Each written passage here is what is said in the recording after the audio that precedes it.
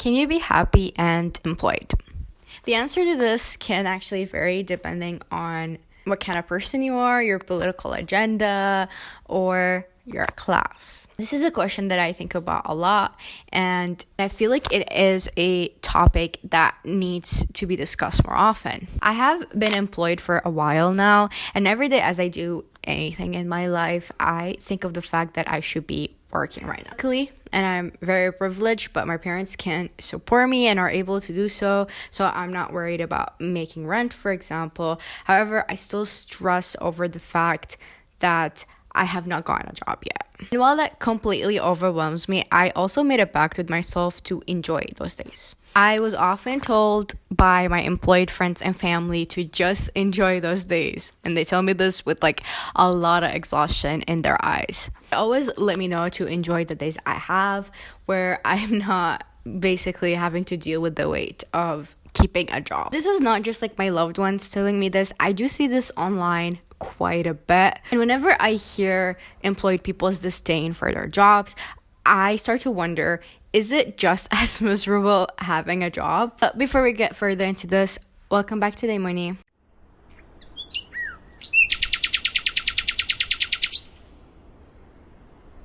Being unemployed sucks. And it's not just because of the social pressure of not contributing back to society, which, by the way, I do not believe in. I think it's stupid, right? But I still feel the pressure of it. But essentially, the system makes sure of it. You cannot eat, drink, live, or do pretty much anything without having a job. Financial freedom is one of the most powerful tools to have in this economy. Trust me, I should know, because I don't have it. Being employed is a goal that we all strive for, and it's taught to us from a very young age. It essentially gives us the promise of a greater life. If you want anything to come true, you have to have a good job. When you have a job that, in theory, is supposed to give you a happy life, then how come everyone is depressed? Actually, over the course of the last year, I have very much become increasingly obsessed with the relationship between employment and happiness. In the pursuit of understanding this better, I came across an example.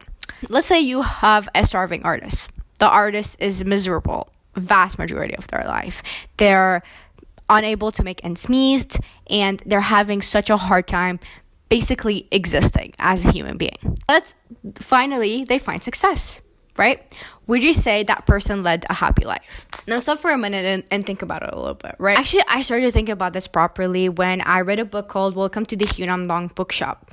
And in this, the characters discuss essentially the topic of this video.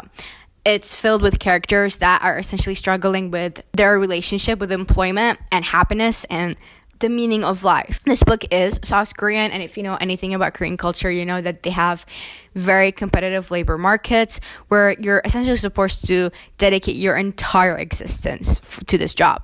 Work very, very, very long hours, and their whole lives are built around their jobs. And lately, this new generation is realizing that we're essentially sold a lie. Dedicating your entire life to a job and only to be treated like a clog in a machine may not be the happiness that we were sold. Actually, I don't think this is just in Korea. I think younger generations around the world are realizing this, and unfortunately, I think it's deeply rooted in the reason why there is a large increase in tradwife content and other right-wing ideologies amongst younger generations. Their way of trying to beat the system, but they end up just perpetuating it in the process. But yeah, in this book, the characters deep dive into the relationship between happiness and employment.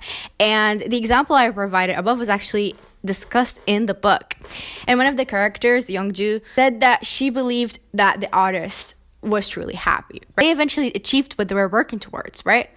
The belief that dedicating your life to your job was essentially the way to life satisfaction. And that's why she started living to work. She was asked about why she changed her mind. She replied, I wasn't happy. Accomplishment over a lifetime of hard work are amazing, but I grew to understand what Aristotle said is basically to work for your whole life so as to earn the final few moments of happiness. To achieve happiness at the end of your life, you have to be miserable for a lifetime. And when I think about it this way, happiness becomes horrible. It's such an empty feeling to stake everything on a single accomplishment in life. So I changed my mind and decided to chase after pleasure, the feeling of happiness, instead. It kind of resonated with me. It's also a very similar conclusion to what I have reached as well. I don't want to spend my whole life miserable and an off chance that I accomplish what I want, right? It also reminds me of a online course that I was doing where they asked this question, and basically whether or not you would plug yourself into a machine, and in that machine essentially your whole life it becomes only feelings of pleasure and you feel nothing but feelings of pleasure. And I remember I answered no, because I believe that struggle is actually part of pleasure. So you can't just live a whole life with pleasure if you're not experiencing also struggle. So I genuinely believe that is the case. I just think that the trade-off in the labor market right now is not worth it, at least in my opinion. Because the benefits we get from our jobs definitely do not outweigh the struggle. And I also believe like struggle that is good is struggle that builds you up and gives you, as the Stoics says, more virtue, right? If you're struggling with no end goal, at least like a very clear one, especially in this economy where essentially the end goal no longer exists for us, which is retirement, is the struggle worth it? I don't think so, right? And I was also reminded of a lecture during my labor economic class in university. Our professor asked us like similar question, which went along the lines of like, is it a good trade-off to work for 11 months and then get a single month off? He like continued, basically this is like me paraphrasing what he was saying, but you essentially spend your entire life working, right? And you get that single month off. And in that month off, you kind of rush to get everything you've been wanting to do done. So you go on vacation, you do all the things that you want, do everything that you have been wanting to do, and you don't actually get the time to truly rest, right? From those 11 months of constant work. And then you have to go back and start working again. And so does the benefits outweigh the costs? But the truth is, the answer is no. It does not outweigh the costs. It's also similar to retirement. Is it worth it to work for 40 years only to spend, and that is if you're lucky, 30 years of freedom where you have growing aches and you're exhausted and you can no longer actually enjoy that time off? In the book that I'm currently reading, which is Laziness Does Not Exist by Devon Price, he actually talked about this very phenomena in his chapter where he discusses how we work too much as a society. He actually talked about a woman who spent her entire career studying the relationship between employment and people's well-being. She found that people were more depressed when they did not have free time and when they were constrained by their jobs and obligation, and when their identity was essentially built around work and nothing else. And when she found out this information, it actually eventually led her to become a freelancer instead. Clearly, we are not happy when our whole lives are essentially our jobs and when we do nothing but our jobs. That's why some people find it that freelancing is the key or the way to go, because at least in the very least you have some freedoms and you have some time to yourself. Professor actually gave us a very similar advice to Youngju, which is the character I talked about in the Hyunamdam Bookshop book conclusion, which is to enjoy your life now, because essentially you may never reach your dream. And I remember him going like, I'm not discouraging you, but dreams are wonderful, they're guiding lights, right? But if you hate the journey, is the destination worth it? And actually that resonated with me so much. I actually remember I remember it all the time now. Why is it the case? Why do we hate our jobs? It's capitalism. It's the system. It's just how it works. Work environments are extremely toxic. Employers overexert their employees to the fullest. Obviously, there is very limited time that people have outside of their jobs, and people usually don't have the energy to do pretty much anything after they're done working. And so you barely have a life outside of your job. Deeply alienating and dehumanizing to people. Your entire identity becomes a job that essentially brings you a lot of negative emotions like anxiety and stress and all of these things. And even if you did enjoy the thing that you're working, because there's so much push and exertion from employers to be productive, people don't enjoy their jobs anymore. And so their identity is built on something that you deeply hate. Another major factor is culture. We are very much in a culture dominated by neoliberalism, which promotes a false premise of being able to pull yourself up by your bootstraps. Basically, a culture that promotes working to a point of exhaustion, a culture that pushes a view where only a productive human being is seen as a valuable human being. That is why we get people who say things like, are you contributing back to society when someone is unemployed? Like I was saying earlier. But that is seen the only valid form a human can be, which is valuable to other people, which I don't agree with. Humans do not have to contribute to society to be valuable.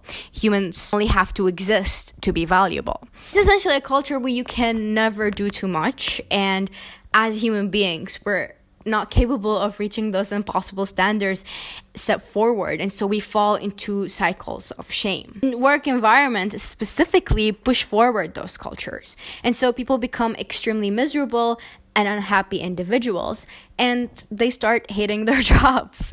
So now we can get to the question of what can we do? And this is unfortunately a very, very difficult thing to fix, because you're essentially having to break down the system and build it back up from scratch. So it's gonna take a very long time and a lot of work. But this means decreasing work hours. It means reconstructing the labor market in a way that will transfer the power from the employers to the employees. This means basically abolishing capitalism, and that is extremely difficult. But I think that only then will we live in a world where we might actually enjoy our jobs. What do you guys think? Do you guys think you can be employed and happy? Or do you think that employment can never bring you happiness? I always get this meme where they're singing, I was looking for a job and then I found a job and heaven knows I'm miserable now.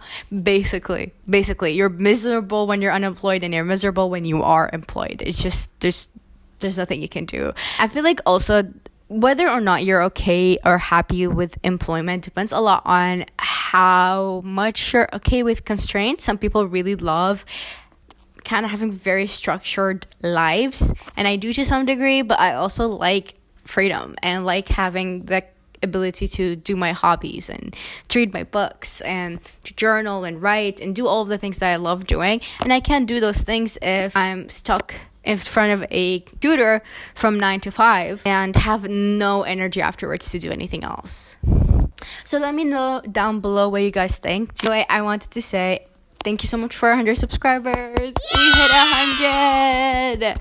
When I started this cast and when I started this year, I wanted to hit 100 subscribers by the end of the year, and we managed to do it within 6 months. So this is really great. Thank you so much for listening to Leimuni. I really, really appreciate it.